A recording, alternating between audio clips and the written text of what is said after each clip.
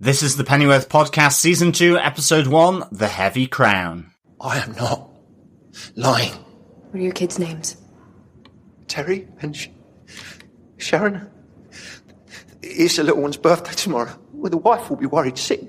Please, miss, have a heart. Do I look like I have a heart? Yeah, you do. You look like a good, kind person. I'm not. Tell me what you know, or Terry and Sharon will never see you again.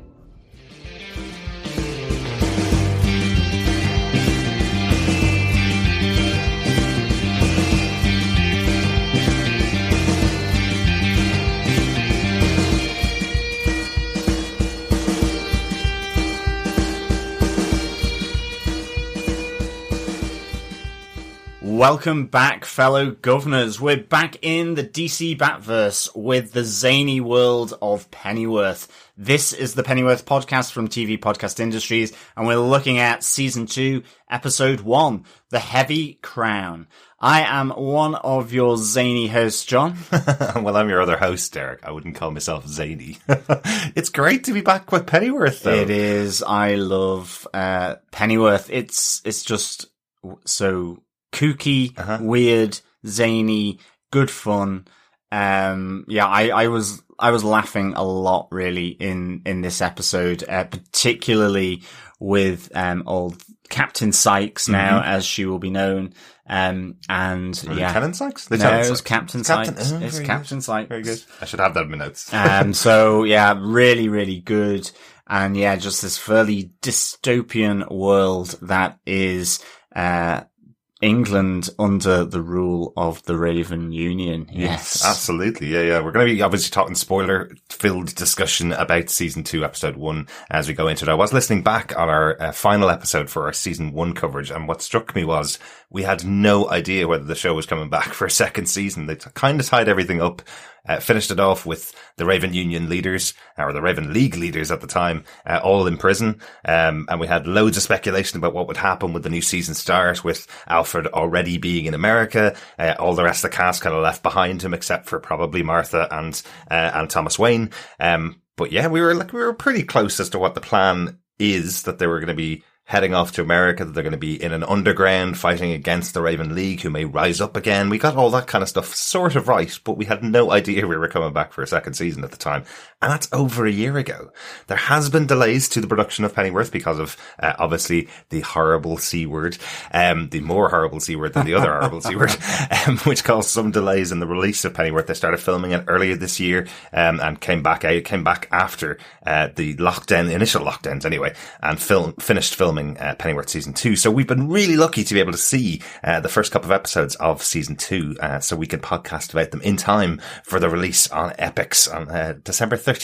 I think is the release date. And it's really good to be back podcasting. We finished up probably about a month ago now, doing Lovecraft Country on our Dreadful podcast from TV Podcast Industries, and also The Boys Season 2 on our main feed, TV Podcast Industries. So thanks to all of those of you who have been subscribed to us as we've been podcasting quite a lot this year with the old lockdowns, and thank you for all of those of you who have stuck with us and have come back to the Pennyworth podcast from TV Podcast Industries. Yes, it's amazing to think that we started in the DC Batverse with Gotham, and still to this day, 6 years on, maybe 7, going on to 7, we are still continuing with this Batverse world on TV with Pennyworth. Yeah, all due to Bruno Heller and Danny Cannon, who created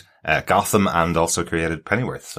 So great to have them involved. And in case you missed it, John mentioned we've done a lot of podcasts. In case you missed it this year, we did hit our wonderful milestone of 500 episodes of our podcast. We're at about 530 now. But just to mention it, in case you didn't hear it, we did get a lovely message from one of the cast of Pennyworth, Ainsley Lloyd Barrett, who plays Bazza.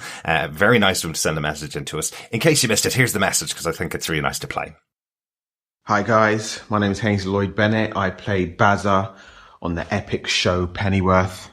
we're really looking forward to getting back to work on season 2, hopefully later on at some point this year. But in the meantime, I'd like to congratulate TV Podcast Industries on their epic 500th episode.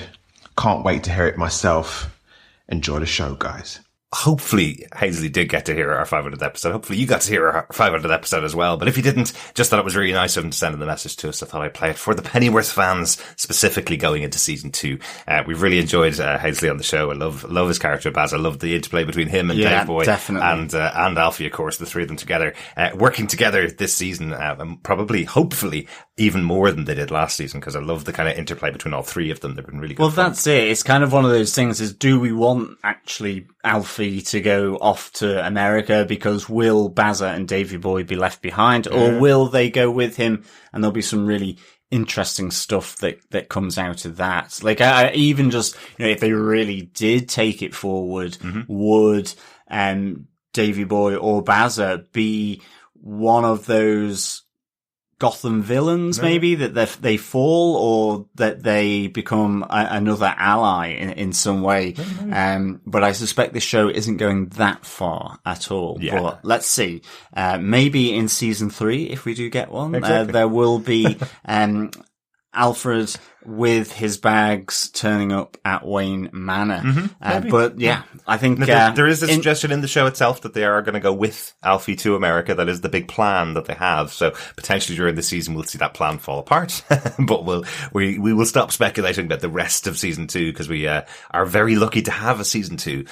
We had season 1 last year and didn't know, as I said, that it was going to be coming back. So I'm delighted to have Pennyworth back on our television screens. Yeah, definitely. I think before we get into our spoiler-filled review, the Pennyworth podcast has been off air for about a year now. So it's just to remember, if you haven't, please subscribe to us over on tvpodcastindustries.com, or you can subscribe to the Pennyworth podcast through any good or evil podcast catcher of your choice. Or dare I say it, I think last time we did Pennyworth, it was any straight-laced or groovy podcast player. We are on Spotify, Apple Podcasts, Google Podcasts, you name it. Just search any good podcast catcher for TV Podcast Industries. We're on Amazon Podcast now as well. And we're on Amazon Podcast. So you name it. You can search for us and find us there. And of course, if you want to send any of your thoughts in, please send it to feedback@tvpodcastindustries.com for any ideas, theories, discussion points on this season of Pennyworth, because we will be having our regular welcome to the Royal Mail feedback section. So please, bring on the discussion and comments for all things Pennyworth season 2. It's tough to remember how we covered each of our individual shows, isn't it, John? Because we've done so many shows over the years. It's tough to remember how we did exactly our changes for each of the shows. I know when we did Pennyworth season 1, because it was a prequel and it was setting up what happens to Alfred before his time in Gotham, we kind of set it up as questions, our top 5 questions about the episode. I don't know that really works for the season 2 now as structure, so I think we're going to take just our major points about the show. We'll talk about that in a minute as we get into our major points, the things that stood out to us about the episode. But first up, let's talk about the title for the episode. One big change, really, going into season 2, and I even saw Bruno Heller comment on it on an interview that he did at San Diego Comic-Con, the virtual Comic-Con that was on last year, New York Comic-Con as well. He was involved in that, talking about Pennyworth, and he was kind of joking about the fact that last season he was sitting on his own in his room writing the scripts for each of the episodes, and then he'd just title it with the name of a very famous British lady during the 60s. That was his guide, and he'd just write the name of a British singer or popular lady from the 60s. And everybody asked him after the season. We speculated the whole way through the season as to why he chose this, and everybody just speculated why was it that he was choosing these, and he just said, I just wanted to have something to name the episodes. So it seems like he's taken that on board and has given some titles to the episodes that he's writing, that make a little more sense to do with what's the context of the episode. The usual kind of standard title of the episode, something about what's happening in here. This first episode 1 of season 2, is called The Heavy Crown. Now, I'm suspecting this is a reference to Shakespeare. The line heavy or uneasy is the head that wears the crown, because we have a couple of people. We have the Queen, obviously, the person that does wear the crown in the UK. We have the Raven Union, who are trying to get control of the UK. They want to get the crown. But we also have Alfred and his own plans and his own abilities. Maybe he has the heavy head wearing the crown. But that's all speculation, I think. Yes, but the phrase heavy or uneasy is the head that was the crown comes from kind of an English idiom now at this stage, meaning that those charged with major responsibility carry a heavy burden that makes it difficult for them to relax. There you go. So let's just see, maybe there's going to be a Shakespeare theme to the titles of this season. But certainly this episode was written by Bruno Heller and was directed by Danny Cannon. The duo, the Bat duo, have returned for episode 1 of season 2. It's really cool, isn't it? And direct. Yeah, it is really cool because all the way throughout their time on Gotham together, both of them worked on usually the first episode of the season and the last episode of every season of Gotham, and those seasons were 22 episodes long. With Pennyworth, it's 8 episodes. So last season, I think Bruno Heller wrote all 8, maybe 7 of the 8.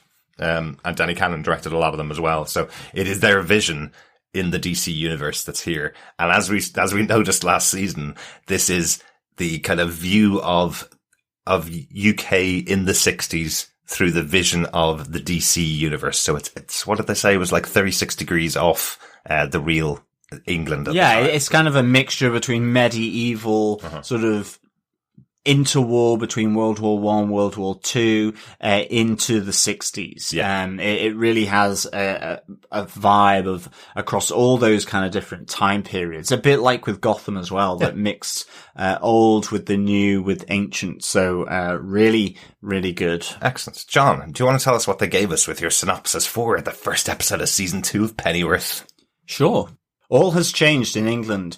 Lord Harwood has established the Raven Union under authoritarian rule, and the No Name League, accompanied by the Queen and Church, have retreated to enclaves as the English League. Captain Sykes is heading up Raven Union interrogations in Norfolk, but hasn't quite settled in yet, and really does not appreciate her superior officer's request for a cuppa. She dispatches her boss and helps a suspected leaguer to escape the detention centre. Meanwhile, Alfie, Dave-Boy and Bazza run the Delaney Club in no man's land in the London enclave of Soho, keeping the peace between Raven and Leaguer. After hours, the boys continue as guns for hire. As the Raven Union presses their advantage, Alfie is approached by Martha to infiltrate enemy lines and kidnap a Union officer called John Salt, a seemingly unimportant logistics man in the Union Army. Pennyworth uses his former army veteran, Captain Gulliver Gunny Troy, to play both sides against one another for money to further his dream of moving to America. Little does he know, with Salt returned to the Ravens, he can continue his work on Project Stormcloud, a plan to deal a deadly chemical attack against the English League and the enclaves of resistance. Your first time here, I expect. Our policy is no politics, no firearms. Everyone rubs along together and enjoys himself. So, as I mentioned earlier on, if it's your first time here, I love that quote from Alfie. If it's your first time here, the way we're going to cover these episodes for our discussions about Pennyworth Season 2, we're going to talk about our Alfie and the Boys moment, a section about Alfie, Dave-Boy and Bazza and the people they interact with, our section about the Raven Union, the bad guys of the show, and our section about the English League, the sort of other bad guys of the show. Yeah, slash good guys. I mean, maybe. Look, it's got Martha on there, so, you know. And the Queen, if you're a royalist, maybe, that makes her a bad Bishop, if you like Christianity. Yeah, possibly. I did like, it did make me laugh quite a lot hearing that they changed the name from the No Name League to the English League, because it makes me think they have so little creativity in their group that they go, what could we change our name from? The No Name League to the English League. That's so imaginative. So imaginative. No imagination. No wonder they're losing. Exactly. And certainly by the looks of those maps, they are certainly on a hiding to nothing at the moment. Yeah. But those are our top 3 points, and then we'll talk about anything else that hasn't been covered within those points, and any notes that came up, any references that we want to talk about. We'd love to hear your thoughts. As John mentioned earlier on, you can email us to feedback@TV Podcast Industries with any of your thoughts about the show. But let's start off, John, with our Alfie and the Boys moment. What's going on with Alfie and the Boys? Well, the boys are back, basically. It's really good to see these three together. I really like the fact, Alfie is still struggling with the after effects of season 1. So there's a nice little just call back the fact that he, killed his father, everything blew up. All that is still kind of resonating with him. We see that a bit here with a little bit of a flashback, from Alfie whilst they're staking out, an English manor house, or they call it a farm, actually. I mean, I can say that is the plushest farm I've ever seen, but nonetheless, he's staked out with Dave, and Bazza, and, long day and night, sort of scoping out this farm, and, maybe too much tea, because straight into it, they're having a cuppa. I don't know whether they're dunking a few digestives or some chocky bickies, maybe a custard cream. Perfect for a stakeout, really. Yeah, exactly. So, he's kind of, from doing nothing, like we all know from the last sort of 8 months or so, he's a little knackered, and a little bit of a flashback. So I kind of do like that, because, there's a few references back there. His mum is still alive. His dad is dead now, but he is being held up by the Raven Union as a martyr and as a hero. Alfie is still just that middleman. He's non-committal to the Raven Union and the English League. He kind of works in between the space. He's probably slightly more English League than Raven Union, but I mean, we see this with this mission then that he takes up, after being approached by Martha and Inspector Aziz, who is also from season 1, to go and get this, as I say, seemingly ordinary John Salt, who's at this farm here. I will say I have to get my ear back into the language of of Pennyworth. The accents, I'll say, maybe not language, but I spent my entire episode writing notes, calling him John Sance or John Sauce. I got John, but over and over again until towards right at the end of the episode, I think they reference him as Salt, and it was very clearly put. But the whole episode, I was like, "What is this? What is his name? I can't spell it right." But yes, John Salt, at Swan's Farm, of the Raven Union. This guy is a terrifying little villain for the episode, isn't he? Proper psychopath. Yeah. But we'll talk about him a little bit more in a second. What I want to talk about really is just the changes in Alfie and the team as well, just to mention it. He's got a much higher upgrade since last season. He was a real chancer in the first season. He was playing people off against each other to make money, playing people off against each other to get influence a lot as well. And now we see he's not a bouncer anymore, which is basically what himself and the boys were doing. They were the security team effectively, and they did their other security jobs effectively.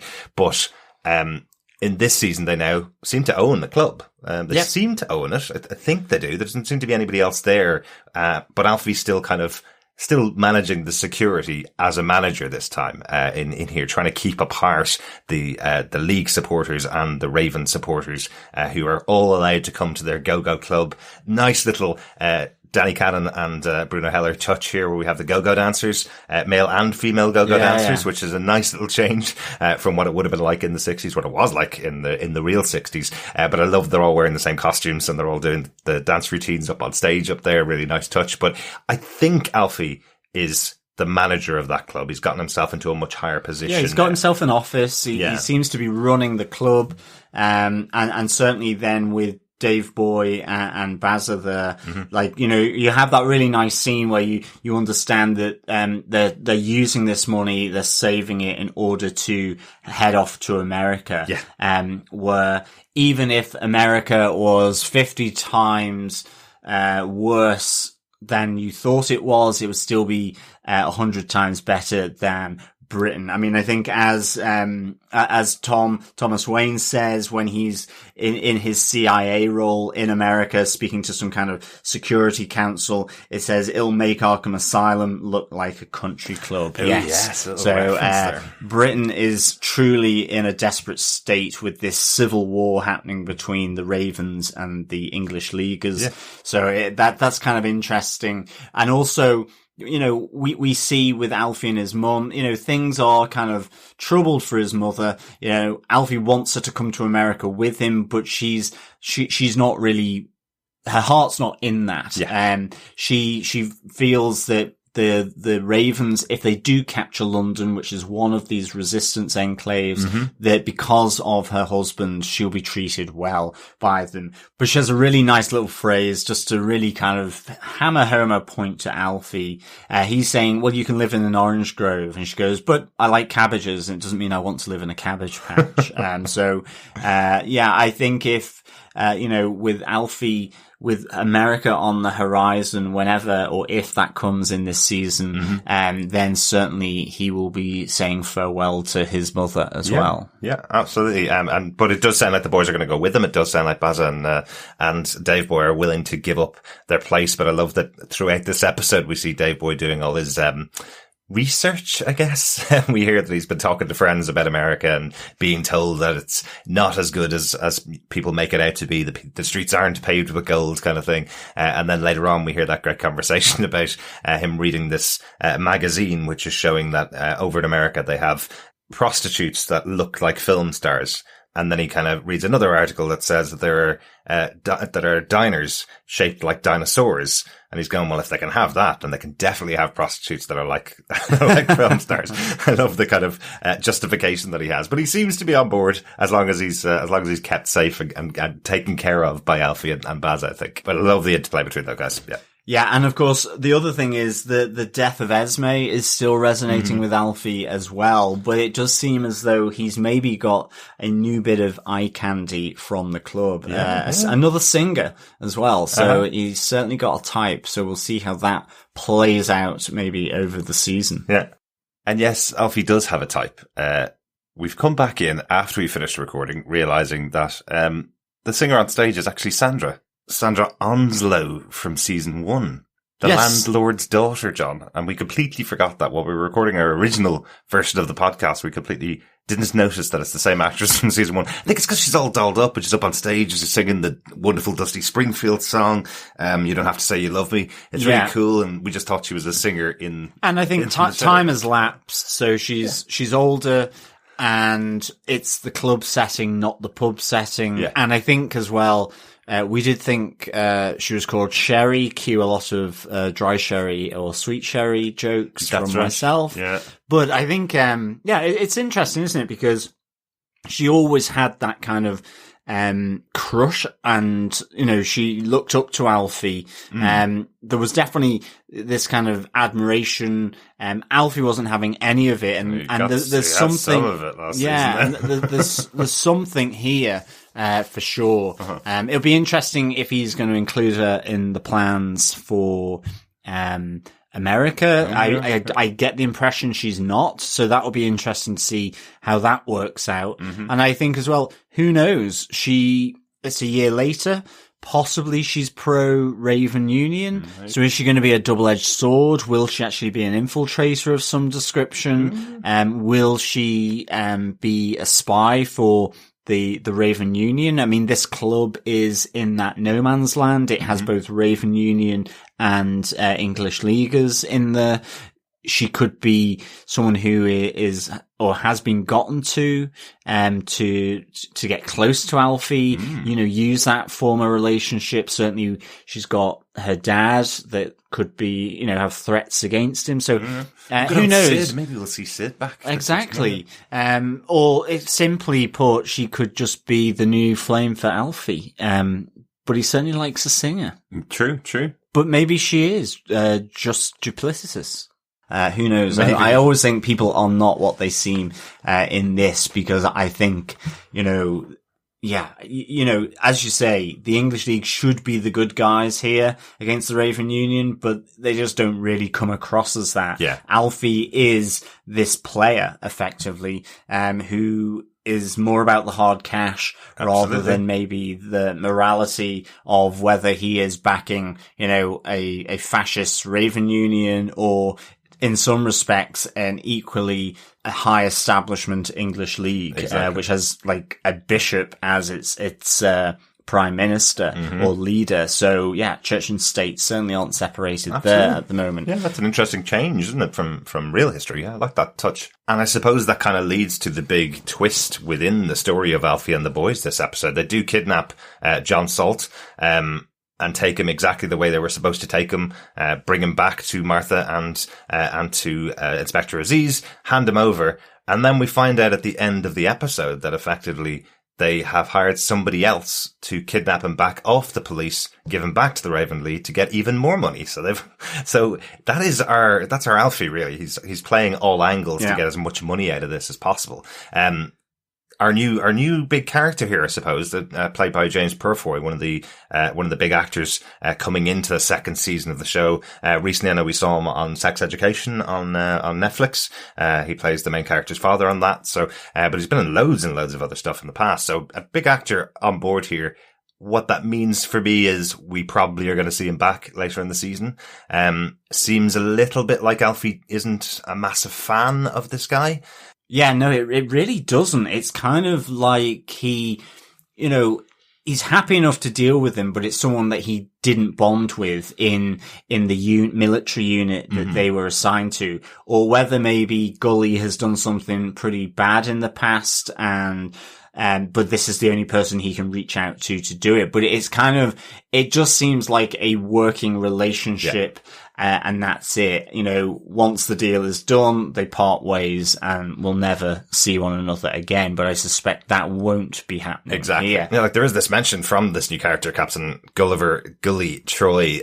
He mentions that he wants to work again with Alfie because it's easy working with him. And you just get this kind of feeling that there's tension between the two of them. I wonder, was he a former captain that did something, not great in the army when he worked with Alfie, but I feel like we're going to see more of the character. As I said, quite a big actor coming on board for season 2, so I wonder, are we going to see more of him throughout the season? I'm sure we are. Yeah, and the other thing as well is that he does kind of make it known to Alfie that this John Salt was bigger than, or higher up, I should say, in the Union Army than what Alfie thought when he kidnapped him. So you have this really good moment where John Salt is really trying to get into Alfie's mind.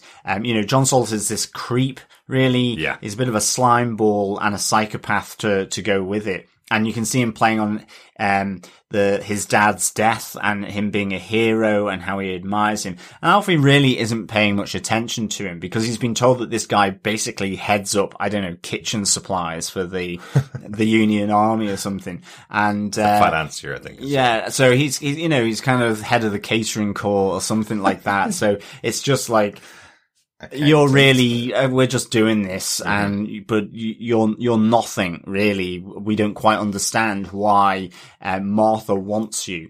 But it is Gully who kind of really says he's higher up in the brass of the Raven Union Army than he first realized. Cause he kind of admonishes himself saying we could have got more money than what we got. So, but John Salt here, I think it's again, just that great character that is introduced here by Heller and Cannon, where, I'm sure we'll see more of him as the season progresses, but even if we don't, it's just a great introduction. He is bloody. He's prim and proper. He's that kind of controlling fascist, who is pure bureaucracy. He smacks of the Gestapo where he's coming in and he only wants a chicken cutlet, which I have never heard chickens having cutlets before, but that seems to be like really, really small. What would it be though? I don't know. I really, any thoughts on this, fellow governors, please send them in. I have no idea what a chicken cutlet would like. I know a drumstick, I know a wing, I know a breast, I know a full roast chicken, chicken pie, chicken pasty, chicken soup, you name it, but I've never heard of a chicken cutlet. I think I've heard of a lamb cutlet, I've heard of a pork cutlet, cutlet. But yeah, chicken cutlet seems like it would be really small, almost like finger food. But, you know, he drinks sherry of all things. Well, I mean, that's a standard. I have not known anyone drink sherry since my gran. And, you know, this is upper class years 60s, ago. remember? So, and it's during the war as well. So, we do hear that Alfie's been substituting the premium, drinks. Champagne, for example, is being substituted with English made champagne or local Chateau London. Bermondsey. Chateau de Bermondsey, yes. Yeah, well, we know that chateau very well. We certainly do. And I think ultimately, though, all that prim and properness, that cleanliness, you know, he smacks of as though he's just sanitized himself about 1 million times, this John Salt, but he is a bit salty. Not only with his wife, he does like a bit of front of fire lovemaking, as we see. I love when they burst in on him and you hear the two of them going at it, and it's just like, oh, you just see Alfie, Bazza and Dave-Boy just going, oh no, get your clothes on. Well, you hear them going, we thought somebody was being killed in here. Yeah, exactly. Really good. Speaking of being killed, though, what exactly. Mr. Salt is actually involved in is interrogation of George Orwell, the writer of 1984. Yeah. Very interesting, because I wonder, there's a little tiny reference that he makes while he's interrogating Orwell about 1984. He says he used to be in a group that operated out of a place called Room 101, which is a section that's within 1984, which is where the phrase came from, effectively. So it makes me wonder whether Salt is showing off that he was a fan of Orwell beforehand, before everything happened, before becoming a part of the Union. When he was younger, he was in this group that named themselves after the book, or else it's just a coincidental piece of writing, like actually just Bruno Heller's just putting it in as a bit of a joke that this guy was in Room 101, effectively. I don't know which way around it's supposed to be played, but I feel he knows who George Orwell is. Everybody does. He's a very conflicting character, I suppose, very heavily political character in this world because of what's happening within England.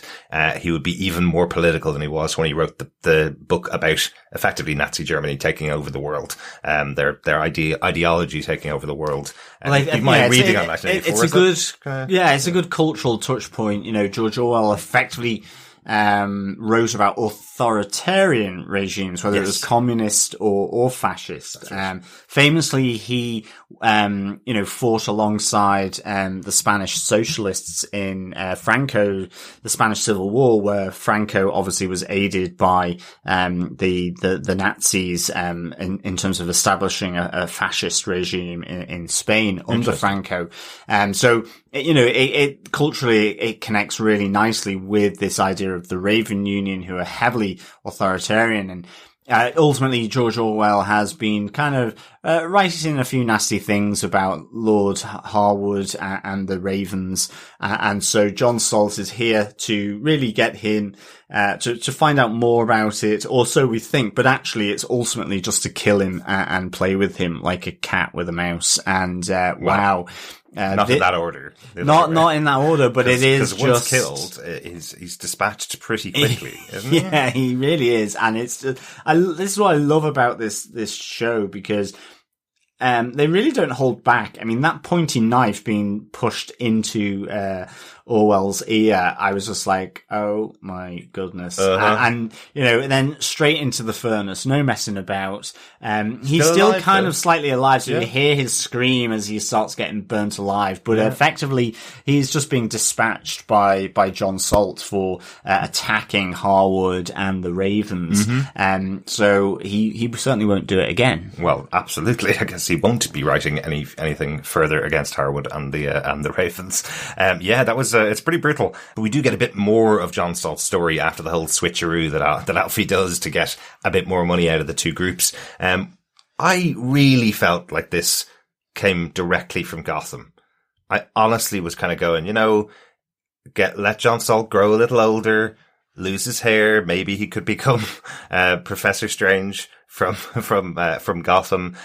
He seems like he's being aided by someone very like Miss Peabody, who is the aide right beside Professor Strange in Gotham. It feels like that scene almost was taken from a plan that might have been happening with in Gotham with Professor Strange. I thought that was quite interesting, where he's effectively working on this thing called the Storm Cloud, which is a chemical weapon designed to kill people. But he finds out that unfortunately it gives them some disastrous side effects, makes them. Well, death is gruesome. Exactly. So he goes to his assistant. Excellent. Death in 11 seconds, but we need to remove the markings. So it needs to be that the people have died peacefully, whereas the test subject that they're testing the gas on is kind of disfigured and kind of like, mouth open, and that won't do. It needs to look like a pure death in a sense. Did you think this was a reference to,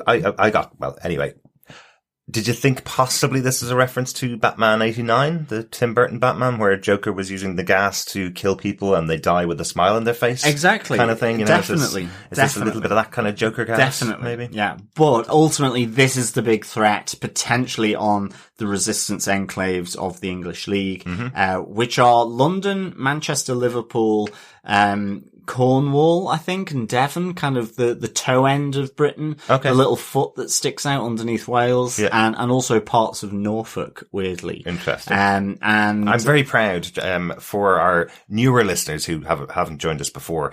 John is from a town, in between Liverpool and Manchester, very close to both, cities, and has a lot of love for both cities. So very proud to hear that those two are some of the enclaves that are, abstaining from, or fighting back against the Raven League, let's say. Yes, we're fairly stubborn people in this part of the world. But interesting that Liverpool and Manchester would and London would be the three cities joining up. But that's mostly because they're kind of capitals of England, all three of them, really. Kinda, I suppose, if you want to think of it like that. Yeah, why not? There you go. But I like that. I was very proud.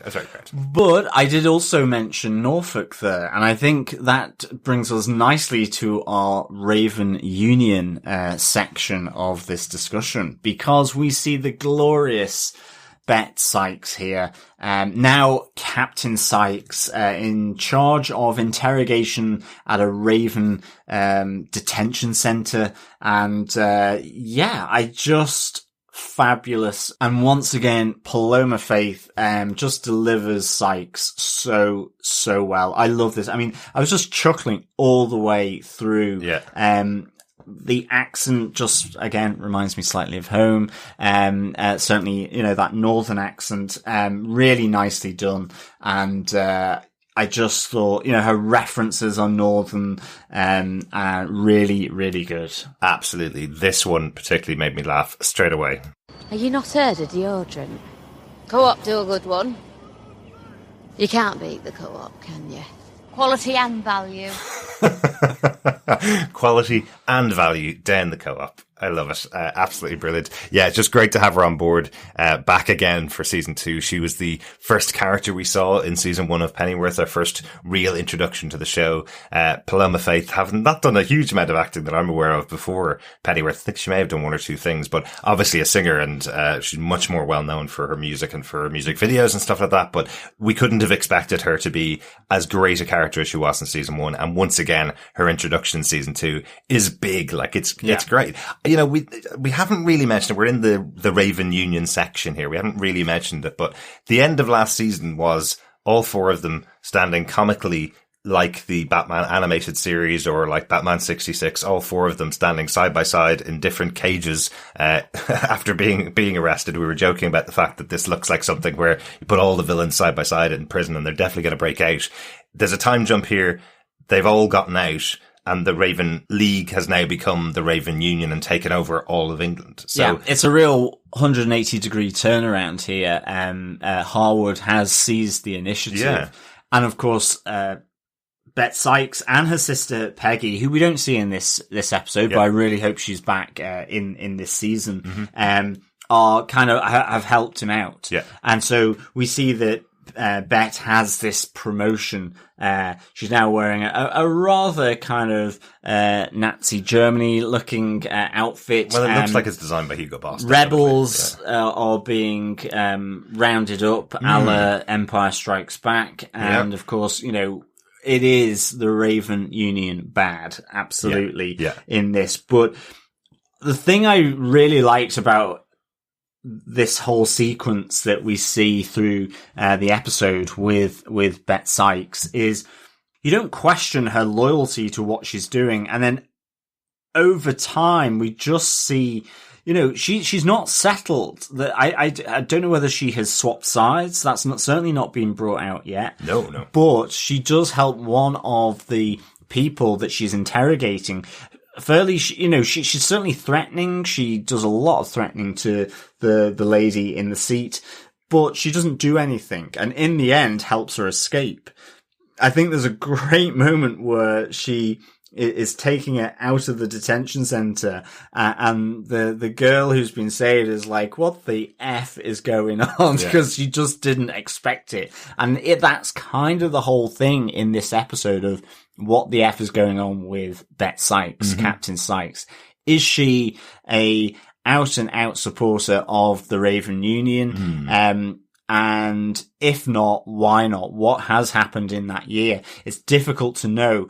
But all the way through this, she has some great lines. Certainly. From really poor scones that she doesn't want to be left with. Scones. She needs the ones with currants.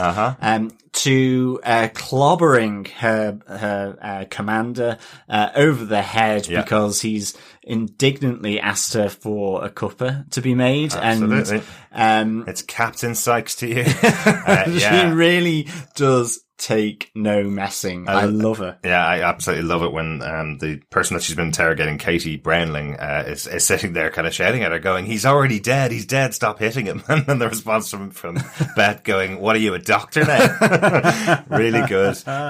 Great moments with her. But yes, I do wonder what's happened with her since the last time. It felt like in season 1 she kind of fell into working with the Raven League. That's what it felt like. Yeah, it's her only option kind of thing. Well, yeah, but I think now it's her only option. I think that's why she's still with them, because Katie's going to her, you can do whatever you want. Like, what is it that you want to do? Why are you here? You know, and you get that kind of conversation between the two of them where she's saying, well, if I could be anything at all, I'd be an air steward. I'd fly on planes, go travel around the world and help people. That would be great. But I'm here because I'm here. I'm here because I have to be here. Exactly. There's a bit of interrogation coming from Katie Brownling in the chair as well. You know, why are you here? She asks her. She goes, "I'm not a fascist. I'm here because I'm here." It's just like, this is where I landed. There was no plan, preconceived notion. It's just that I was put in prison. I had to get out. Lord Harwood was my way out. And because of helping him, and now he's in charge pretty much of most of the country and the army, that I found myself in the Raven Union army. So she's there by accident, it seems, rather than by her own design. And now because it's a war, she can't really get out of it. It's kind of the thing until she just walks right out the front door and goes off for a bus. It's just great. Got to go find herself a bus stop. Really interesting though. So I'm intrigued what's happening with the Raven Union this season. It seems like just such a weird thing, you know, to end season 1 with, you know, Alfie the winner, everybody being locked up, Edith Thwaite, one of the leaders of the No Name League, being hanged, and the Prime Minister gone. You know, we saw all of the proper end at the end of season 1 of all of these big things, and then suddenly they go, well, time's passed and the Raven Union's here and they've taken over most of the country. So I'm sure we're going to get an explanation of what's happened. I'm sure we're going to find out how they all escaped. Maybe from not. prison. Maybe it will just be, this is the new reality. Get on with it. Maybe. Yeah. I want to see it. I do want to see it. Is that it for the Raven Union and Bet Sykes? There's a lot in there, really. I think so, yeah. I think as well, just quickly, so it's not actually over, until Bet Sykes crashes you over the head with the kettle. Uh-huh. But the moment where she's taking Katie Brownling out, and there's the two Raven officials behind the counter, and they've got the scones. Yes. And she's saying, don't eat them all, and don't leave me any of the bad scones. Yeah. They need to have raisins or currants in them. Yeah. And one of the ladies behind the guy at the front desk, just her head kind of pops off to one side and she goes, cheeky. And it's just, it's a very particular sense of humor, which is just, it's a physical, almost slapstick humor, and just really nicely caught, I think, in that scene, that it doesn't feel dated, it just feels really good and real for this universe that's been created. But it's a good lot of banter and pitter-patter with Sykes and anyone she's in the room with, whether it's her boss being smacked over the head, whether it is Katie, or whether it's the two extras playing sort of people on the front desk of a detention center. Or as we had earlier on, the smelly guy from possible leaguer. I take it that these are all people that are just being rounded up, who are, maybe they're not even opposing what's going on, but they're not joining the Raven Union. They're all just being rounded up. She's kind of saying to all of them before interrogation, just make up something to confess to, because we'll find something to pin on you anyway. Yeah, we just need the quota. I mean, she says that to Katie. Be a love, give us some names. The gaffer needs his quota. Just go on, give me some names. Yeah, exactly. It is almost, I mean, it quite nicely encapsulates the administrative Kafka-esqueness of authoritarian regimes that kill you as much with bureaucracy and procedure as they do potentially with guns, bullets and gas, So it's kind of a nice little reference there as well. Yeah. And we also saw in that video footage from the Ravens TV, didn't we see the firing squad, where they shot what looked... I shouldn't laugh, but I have to say I did, because the other thing I noticed, I was going to put this in our notes section, but ultimately, grannies seem to feature quite heavily here. Certainly what I would consider as northern grannies with the headscarf, and their big coat. But we see a load of grannies being executed by we see a load of grannies being executed by firing squad in Norwich, in Norfolk. These English League rebels. Were they all grannies? I thought I saw like a greengrocer. They're the ones that stood out for me. Okay. And I just thought it was kind of a dark sense of humor that, these poor grannies, and, it was very Nora Batty, right. With the wrinkled stockings and that kind of overcoat with the headscarf. Nora Batty's from a TV show called Last of the Summer Yes, Wine, it is. which is again a very British TV show, didn't translate over to America. And it does kind of jump to the question that came into my head when you were talking about earlier on, with the very British sense of humor, the very British comedy that's in here. It still strikes me as so weird. The show is commissioned by Epix in the US.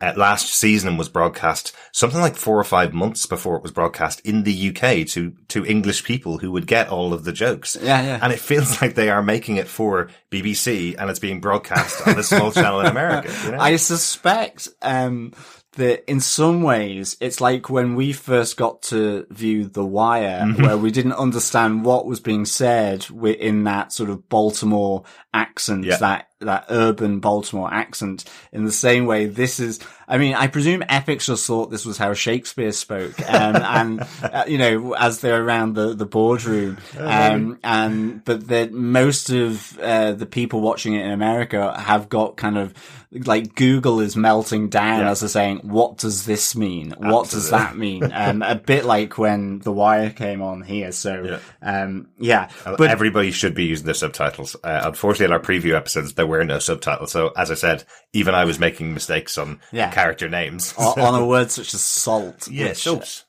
It wasn't said like that. Anyway, getting back to grannies. Okay. So you had this execution of grannies, which I just kind of, I know you shouldn't laugh at firing squads, but this was quite funny. Not unless it's, I can't do that in television, which has firing squads in every comedy episode. No, exactly. And even though I said in the synopsis that, Bazza and Alfie and Dave-Boy infiltrated, which would suggest that they just snuck past enemy lines to Swan's farm to get John Salt.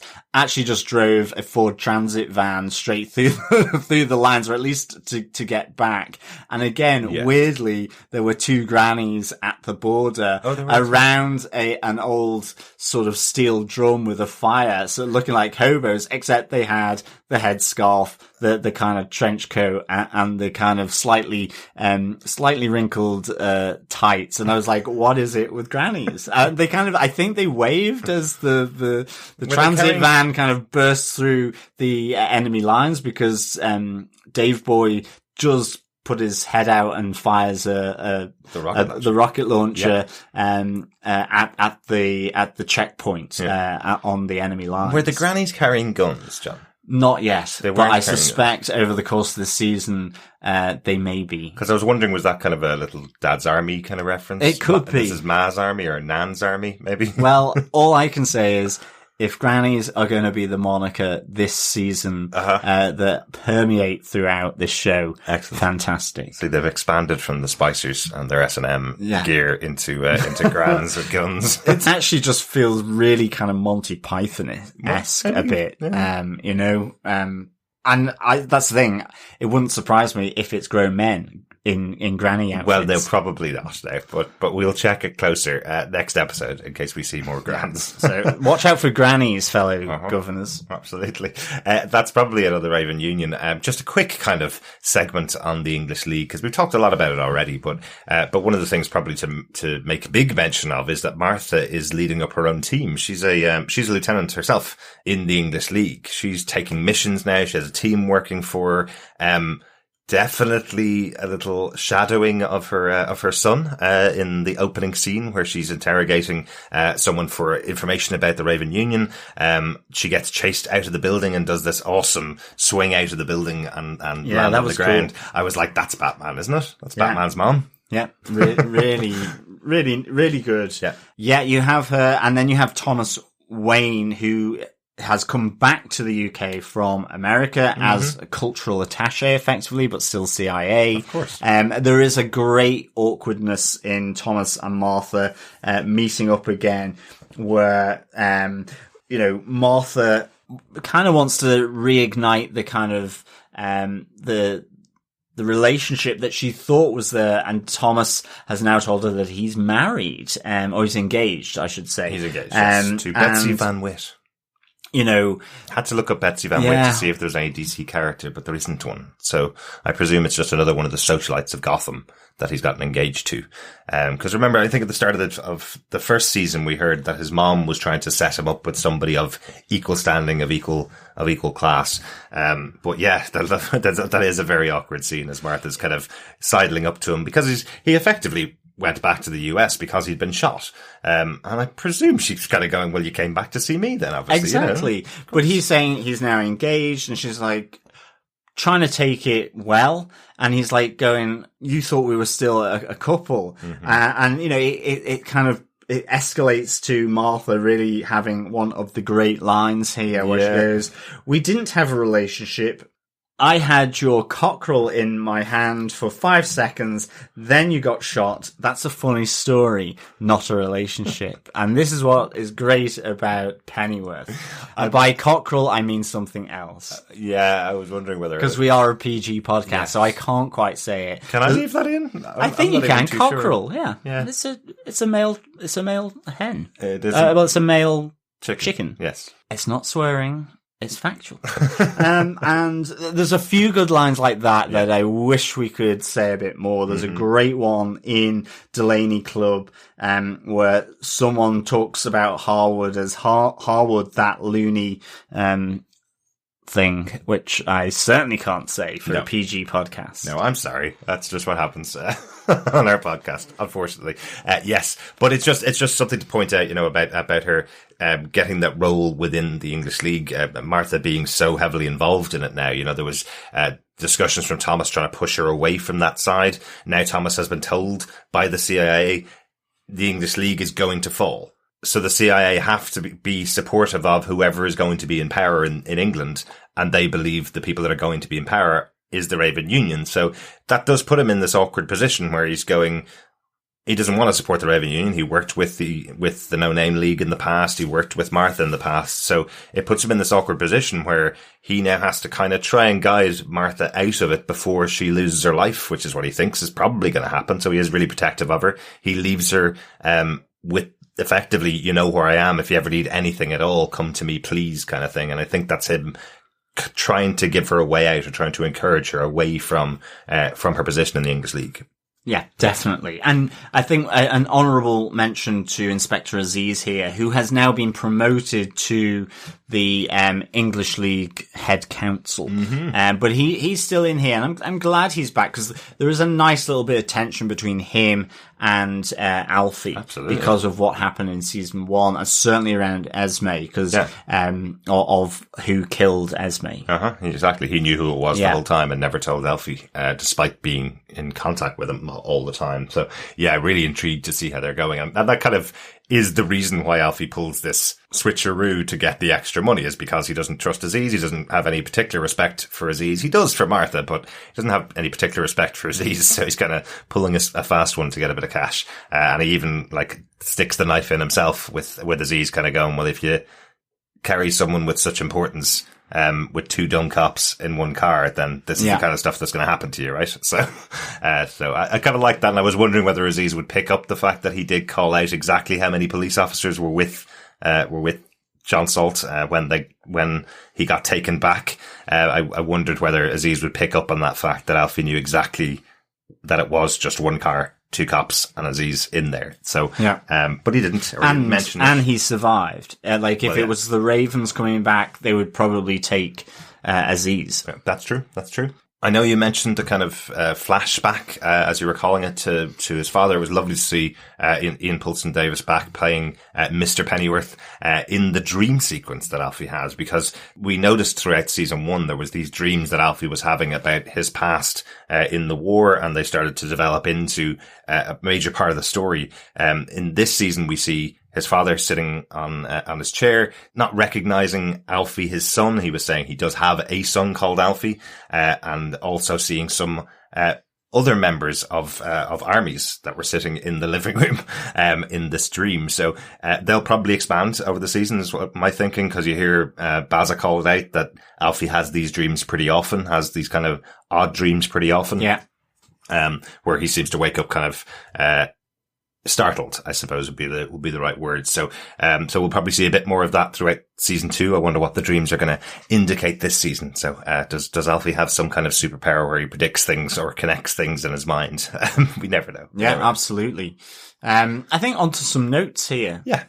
Just a quick note from me is that, Thomas is back. As you mentioned, his injuries are recovered from when he got shot there at the end of season 1. He's come back from America, but he does say that, through his injuries and the recovery that he's had over the last year, it's given him a new appreciation of doctors. And in the comics, Thomas Wayne is usually a surgeon or a physician. That's right. Of some description. So, maybe this is the reason why, he wants to go down the medical science route. Yeah.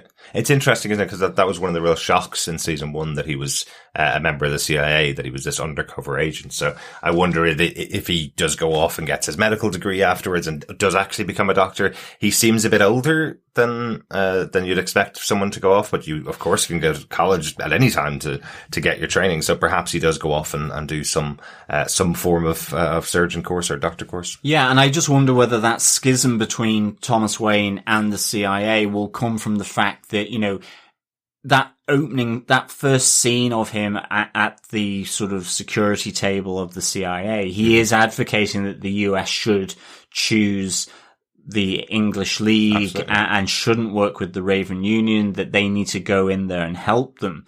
And that kind of falls on deaf ears. So maybe over the course of this season, as I most likely will get embroiled more and more within this resistance movement, or trying to at least help it from the outside, that causes problems with his chain of command. Yeah. Yeah, that's it. A couple of other notes, I suppose, to talk about, because we did do this last season. We did mention it earlier on about some of the references and some of the things that the characters say may not translate across the ocean. I don't know whether this one translates, but just Beth, talking to the new detainees, saying she doesn't care if any of them are Herman and his hermits. That's just a reference to a popular band, in England called, Herman's Hermits, or Herman and his Hermits, who were very successful from Manchester, with I'm Into Something Good was their big single, I think, as they started out. Did have success in the US, so you may know them, you may have heard of them. But I just thought it was interesting that she's kind of referencing a kind of a smaller band that would have been around the same time as the Beatles, the same kind of style as the Beatles at the time. Very, very, popular music. We saw Beth last season dancing to popular music. She clearly loves her music. So I just thought it was a little touch in this. I wanted to call it out. Exactly. And I think my final reference is that, it's one of the big cultural schisms of Britain, but that Beth Sykes does pronounce scone absolutely correctly. Or completely incorrectly, which you should be pronouncing it like is scone. No, scone. It's scone in the north of England and scone in southern England. So, yes. Scone. It does kind of ruin the joke, doesn't it, if she pronounces it the way I do, as scone, the correct way. I would say so. Because the joke that they have in northern England is, what's the fastest, pastry, isn't it? Yeah. Scone. That's scone. Yeah, that's the one. But I can't say scone because it's pronouncing it completely incorrectly. But anyway, one other one, because it was called out actually almost immediately after the trailer for season 2 came out. We got a quick contact from one of our wonderful listeners to ask, what the heck does argy-bargy mean? We have Alfie talking to his mom where he's saying to her that when the Raven Union attack, there'll be a proper argy-bargy, tanks and everything. John? Argy-bargy? It's kind of a brawl, a fight, a bit of elbow pushing. It's kind of, I think it can be anything from being in a football crowd where you're kind of jostling for position and just like, the pointy elbows are out and a bit of shoulders, to a proper argy-bargy would possibly involve fists and be a bit more serious. Or tanks and guns and bombs, as okay, well then that's really escalated. Really so actually what you're saying is armies can now have it. We shouldn't call it warfare, but it's an argy-bargy. Bit of an argy-bargy, yeah. Well, yeah, okay, grand. I wouldn't necessarily go that far, but it's effectively a fight. Yeah.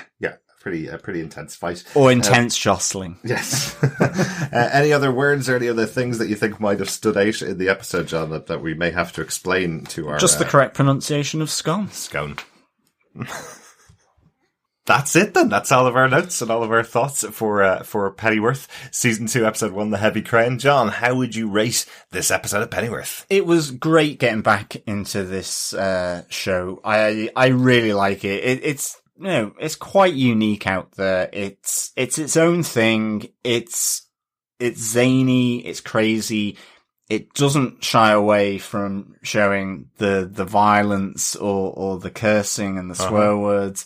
It's got some great, unlike us, exactly. Sorry, there's some great characters in this from Sykes and Alfred Pennyworth to, his army mates, Bazza and Dave-Boy. There's a great kind of, overall sort of feel to this around the Raven Union and the English League and that kind of authoritarianism. And I just think it's really good fun. It doesn't take itself seriously, but it's good entertainment. I would give this first episode 4 quality scones with currants out of 5. I like it, John. I like it. 4 quality scones out of 5. Very good, very good. Really looking forward to getting back to more Pennyworth next week with season 2, episode 2, The Burning Bridge, out on Epix. Looking forward to seeing that. Another big DC announcement, I suppose. If you're lucky enough to live in countries where cinemas are open right now, you might just get to see Wonder Woman 1984. Next week, the 16th of December, it's going to be out in cinemas around the world. Where they're open, there's not a huge amount of cinemas, unfortunately, around the world that are open. But if you live in the US, it's coming out on Christmas Day, 25th of December, in cinemas and also on HBO Max. Check out Wonder Woman 1984, the sequel to the awesome Wonder Woman, which we covered on this very podcast, TV Podcast Industries, a few weeks ago. So really looking forward to seeing Wonder Woman 1984. Yeah, I'm absolutely pleased as Punch that we got to cover the 2017 film. I don't know why we didn't cover it at the time, but it just didn't fit into our schedule. So really good that we're able to bring you our thoughts on the first Wonder Woman, and I can't wait to see Wonder Woman 1984 as well. I don't think we'll be necessarily going to the cinema for it, but can't wait to see that as well. Yeah. So also, all things DC related with Pennyworth and Wonder Woman, make sure you subscribe to the podcast on any groovy or swinging podcast catcher of your choice. Just search TV Podcast Industries. Please subscribe, rate us, leave a review, and please share the podcast, because of course sharing the podcast is sharing the love.